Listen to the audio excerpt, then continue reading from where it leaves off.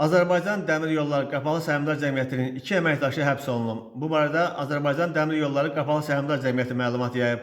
Məlumata görə Azərbaycan Dəmir Yolları Qapalı Səhmdar Cəmiyyətinin 2 il öncə həyata keçirdiyi nəzarət tədbirləri öz nəticəsini verib. Məlumata görə Azərbaycan Dəmir Yollarının vaxtilə mövcud olmuş struktur bölməsi, yanacaq və enerji resurslarının idarə edilməsi departamentinin İmişli Təminat Məntəqəsinin rəisi Eldəniz Sadıqov və qatarların idarə edilməsi xidmətinin İmişli magistral lokomotivlərin idarə edilməsi sahəsinin maşinist təlimatçısı Famil Soltanovun əlbir olaraq lokomotivlərin hərəkətinin təmin edilməsi üçün Azərbaycan Dəmir Yolları tərəfindən ayrılmış yanacaq və yağı mənimsədikləri aşkar edilib. Azərbaycan Dəmir Yolları törədilmiş qanunsuz əməl barədə tədbirlər görülməsi üçün Baş Prokurorluğa müraciət edib və müraciətə əsasən Baş Prokuror yanında korrupsiyaya qarşı mübarizə baş idarəsində istintaq aparılıb.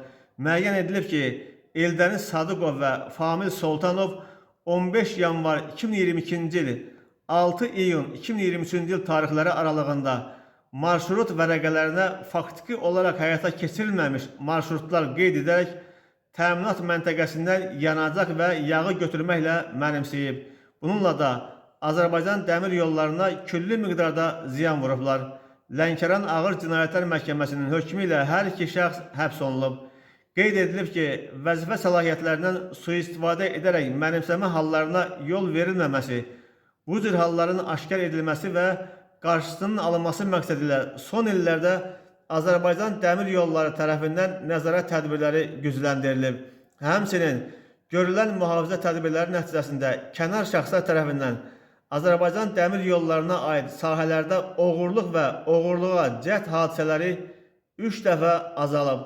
Beləliklə, 2023-cü ildə 120, 2024-cü ildə 87, 2025-ci ildə isə 40 belə hadisə qeydə alınıb. Bu hadisələrin 2023-cü il və 2025-ci il üzrə ümumilikdə 50%-nin, 2024-cü ildə isə 70%-nin qarşısı vaxtında alınıb. Azərbaycan Dəmir Yolları bu cür qanunsuz hallarla mübarizə tədbirlərini gücləndirməyə davam edəcək deyə məlumatda bildirilir.